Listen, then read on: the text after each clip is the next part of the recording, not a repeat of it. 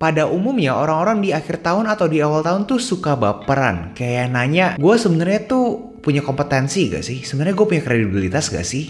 Kayak ngapain sih hidup gue gini-gini terus aja, kagak ada progres yang signifikan, mau ngapain pun selalu aja kagak ada sesuatu yang bisa dibanggakan. Dan dengan majunya media sosial, kalian bisa melihat kalian punya teman-teman, dimana kalian lihat, loh kok si A udah punya mobil Ferrari, loh kok si B udah kaya banget.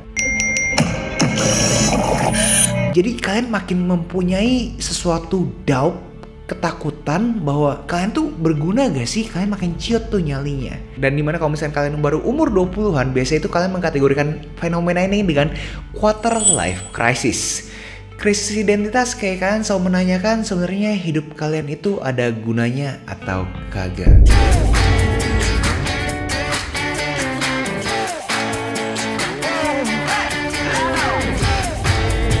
Hai warga kreatif, buat kalian yang kenal, salam kenal dulu. Nama gue Agus Halim, dimana di channel ini gue selalu ngomongin sudut pandang kreatifnya gue. Mau itu kreatif kripto, mau itu kreatif membaca buku, mau itu kreatif negosiasi dengan klien. Apapun yang sifatnya kreatif akan selalu gue bahas channel ini. So buat kalian berkenan, tolong dipencet tombol like ya guys. Karena serius guys, itu ngaruh buat gue nyembah Dewi Algoritma. Hari ini adalah Kultum, kuliah 7 menit. Dimana gue bakal coba extract value, mengambil nilai dari buku-buku yang gue udah pernah baca.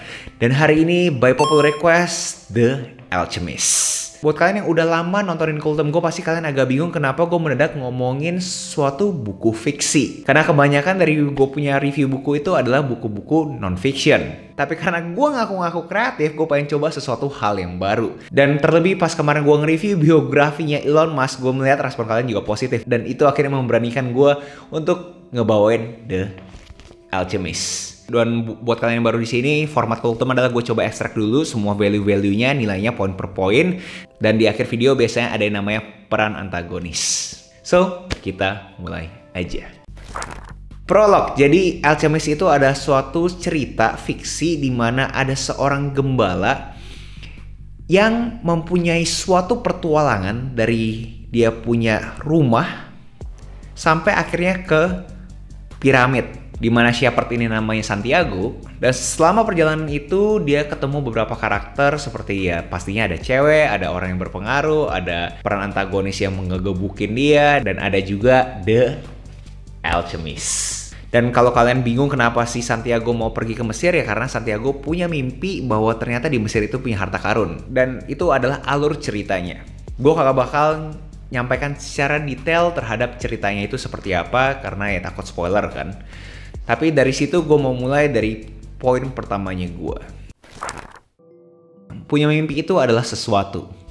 Kalian harus bisa mempunyai suatu mimpi yang kalian berasa kalian tuh bangun dan pengen coba raih mimpi tersebut. Karena tanpa adanya mimpi ya kalian punya hidup tanda kutip ya dull kan. Kayak kalian kagak tahu arahnya mau kemana. So mempunyai mimpi itu terkadang orang-orang bisa memberikan kita impresi negatif, yaitu kok ini orang ambisius sekali, tapi at the same time kita juga butuh mimpi itu untuk kita punya sesuatu yang kita look forward to, kayak yang kita pengen coba capai. Semua orang itu punya waktunya masing-masing.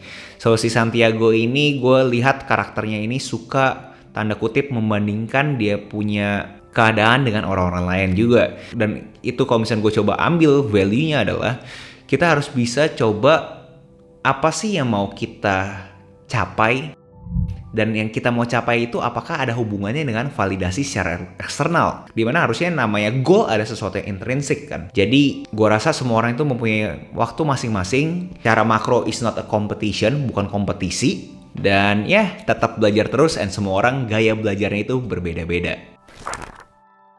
Dan dengan gaya belajar yang beda-beda bukan berarti lu itu kagak mau belajar dari orang lain juga. Lu harus mempunyai rasa keinginan tahuan yang tinggi untuk mencapai goalnya kalian. Kalau misalnya kalian kagak punya rasa keinginan tahuan yang tinggi, ya pasti kan kalian kagak mau gerak kan. Jadi itu juga salah satu pelajaran yang gue dapat, dimana kita harus strive to get better dibandingin diri kita di masa lalu.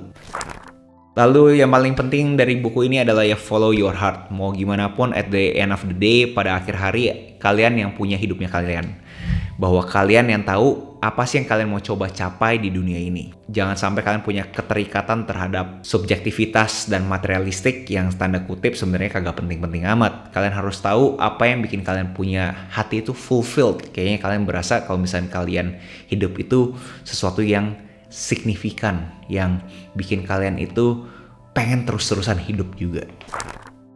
Peran antagonis gue, jujur ya, ini adalah buku fiction, gimana mau peran antagonisin. Tapi secara cerita mungkin gue bisa memberikan komentar lebih jauh terhadap karakter developmentnya. Karena di sini ada karakter ceweknya, dimana gue harusnya berharap untuk cewek si Santiago, si Fatima, itu sama-sama ikutin si Santiago and kejar dia punya personal legend. Jadi buat kalian yang kagak tahu, spoiler alert, jadi si Santiago itu pergi ke piramid itu karena dia pengen pursue dia punya personal legend. Dimana personal legend itu ada suatu dia punya ambisi, suatu keinginan tahuan yang tinggi, dia pengen kesana kan. Nah tapi ya Fatima ini di cerita ini kagak. Kalau ditanya apa peran antagonis gue berharap sebenarnya karakter developmentnya mungkin si Fatima ini bantuin si Santiago pergi ke Mesir. Cara makro gue berasa ini buku benar-benar luar biasa banget karena gue rasa semua orang harus mempunyai personal legend ya. Apa nih sesuatu legenda yang kalian secara personal pengen coba raih, yang kalian pengen coba capai untuk bikin kalian punya hidup terasa tanda kutip fulfilled dan signifikan gitu. Dan kalau ngomongin akhir ceritanya, spoiler alert, gue kasih kalian waktu 5, 4, 3, 2, 1. Stop. Kalau kalian kagak mau tahu akhir dari cerita ini, silahkan kalian keluar. Oke, so balik ke gue punya peran antagonis. So di akhir cerita ini si Santiago akhirnya nyampe ke Mesir. Nyampe ke Mesir, ketemu piramid, dan pas dia nyari-nyari itu treasure, mendadak ada gerombolan orang jahat. Dimana si Santiago akhirnya digebukin tuh. Terus si gerombolan juga berasa ini orang bego banget yang ngapain di piramid sendirian gitu kan. Terus si Santiago bilang karena dia itu kesini karena mimpinya dia. Di sekitar piramid itu ada treasure, ada harta karun yang dia bisa temukan. Terus si gerombolan itu bilang bahwa, "Hah, lu bego banget.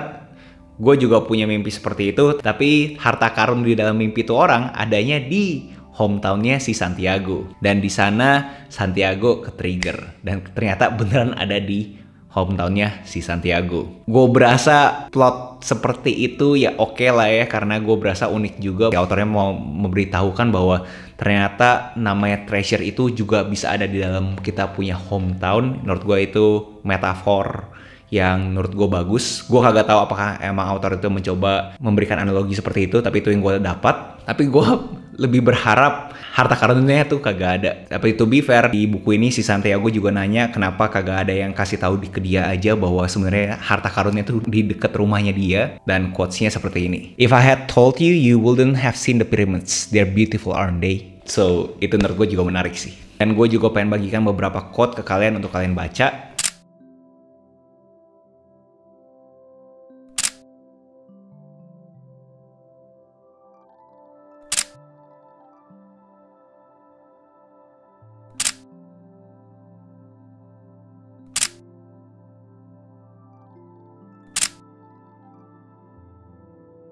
Dan quotes terakhir ini adalah suatu quotes yang gue pengen coba terapkan seumur hidup gue setelah gue baca buku ini. "I don't live in either my past or my future. I'm interested only in the present. If you can concentrate always on the present, you'll be a happy man.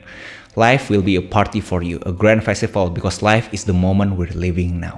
Gue pengen selalu fokus on the present. So itu yang gue pengen coba share ke kalian di Kultum hari ini. Gue tahu agak unik karena gue ngomongin sesuatu buku fiction. Tapi ini buku hold a special place in my heart. Gue bisa bilang pas gue baca buku ini di tahun 2015-2016, dimana gue di tengah-tengah yang kalian suka kategorikan quarter life crisis, dimana ini buku ngebantu gue sih, karena ternyata it's about my personal legend. Dan cara gue menuju ke sana, pokoknya gue harus percaya nih, gue harus mempunyai ambisi, gue harus punya rasa keinginan tahuan tinggi, dan I have to believe with myself. And gue harus percaya sama diri gue sendiri juga gitu loh, bahwa gue bisa. Dan gue harus percaya sama apa yang hati gue coba bilang ke gue. Mau tahun ini atau tahun depan pun tanda kutip gue punya goal belum tercapai, gue harus percaya sama kata hati gue gitu. What does my heart tell me? Call me crazy, lu pada bisa bilang gue gila, tapi gue percaya banget dengan quotes. And when you want something, all the universe conspires in helping you to achieve it. So, balik ke kalian. Apakah kalian benar-benar mau? Apakah hatinya kalian pengen coba cari kalian punya personal legend? Tergantung kalian, kagak ada yang benar, kagak ada yang salah. Tapi again, focus on the present. Lakukanlah apa yang kalian bisa sekarang juga. Dan another fun fact terhadap Alchemist ini, penulisnya si Paulo Coelho sebenarnya tanda kutip udah dibilang gagal. Dimana dia udah nulis buku ini selama 2 minggu dan pas dia launching ya kagak ada publisher yang suka, ya terlihat flop gitu loh. Tapi ya suatu saat entah gimana caranya dia bisa jadi sukses. So itu juga sesuatu yang gua rasa bisa kita contoh sih, bahwa kadang-kadang kita udah menaruh kita punya tanda kutip passion ke sesuatu, tapi kita lihat loh kok gini doang ya. And mungkin itu caranya universe untuk bikin kalian lebih grateful aja, mungkin ya, gue juga gak tahu. Tapi poin yang pengen gue sampaikan adalah percayalah kalau misalnya kalian put your passion into something, kayak kalian benar percaya bahwa ini sesuatu adalah sesuatu yang bakal membantu ke semua orang, ya pasti akan ada waktunya. So I think it's a very good story sih buat kalian juga tahu gitu, bahwa autornya aja tuh follow his personal legend gitu loh, bahwa dia sebenarnya udah ditolak sekian punya publisher dan pas udah dipublish pun itu flop, tapi akhirnya ya beliau bisa jualan lebih dari 150 juta buku all over the world. I think it's amazing story. Kalian bisa baca sendiri ceritanya di forwardnya beliau, dimana ya menurut gue sesuatu yang luar biasa banget. Orang yang penulis umur 41 udah di-cut sama publishernya first publishernya bilang sorry ya gue udah kagak mau lagi sama lu, udah cuci tangan, tapi dia masih mau coba lagi karena dia percaya ini adalah personal legendnya dia. Menurut gue itu sesuatu yang sangat patut dicontoh ya, kayak lu kalau misalnya punya high degree of conviction, lu punya suatu intuisi yang kuat, lu tetap coba kan sampai ya kagak tahu kapan. Dan akhirnya seperti yang ngomongin juga di forwardnya, dia hoki ketemu beberapa orang, ketemu satu publisher yang kasih dia second chances, kesempatan kedua, dan 8 bulan kemudian menjadi sesuatu fenomena. So itu sesuatu yang menurut gue sih, gue ngomongin ini aja, gue kagak tahu kalian bisa lihat atau enggak, tapi gue dapat goosebumps sih. Luar biasa banget sih Paulo Coelho. If you're watching this, shout out to you man. And sebelum gue tutup, buat kalian warga kreatif yang udah beneran baca Alchemist ini, kalian berasa sebenarnya tuh ada analogi tersembunyi gak sih dari bukunya Paulo Coelho ini? Contoh ya, gue berasa apakah sebenarnya domba-domba itu ya, kalau dianalogikan tuh sebenarnya teman-teman kita. Contoh doang, piramid itu mungkin adalah kita punya ambisi yang sebenarnya kagak ada isinya. So hal-hal seperti itu, menurut kalian apa sih metafor-metafor yang Paulo Coelho ngomongin di dia punya buku Alchemist ini? Komennya di bawah. Dan seperti biasa ada iku-ikuan, itu adalah bentuk giveaway gue ke kalian warga kreatif yang pengen baca buku tapi sampai sekarang masih belum kebeli bukunya. Gue bakal book giveaway, apapun itu kagak usah harus Alchemist, caranya gampang banget, tinggal subscribe, komen apa yang kalian dapat dari Kultum ini, and jangan lupa follow gue di Instagram Agus Halim karena gue bakal umumin iku-ikuannya di sana. Itu aja gue kalau punya book notes di akhir Kultum ini yang biasanya gue bagikan, gue punya catatan buku secara gratis ke kalian. Tapi gue pengen share dikit bahwa gue barusan aja rilis gue punya ebook 20% viral. Ini khusus buat kalian yang pengen menjadikan kreator ini profesinya kalian. Dan ebook ini menurut gue bedanya dengan ebook-ebook lain adalah gue memberikan assignment. Jadinya buku ini interaktif, setiap chapternya itu selalu berakhirkan dengan assignment. Buat kalian tertarik, link di deskripsi. And thank you buat udah support. And thank you guys udah nontonin Kultum gue. Jangan lupa like, comment, subscribe, nyalain notifnya, share ke teman kalian. And I'll see you in the next video. Salam kreatif. Follow your personal legend.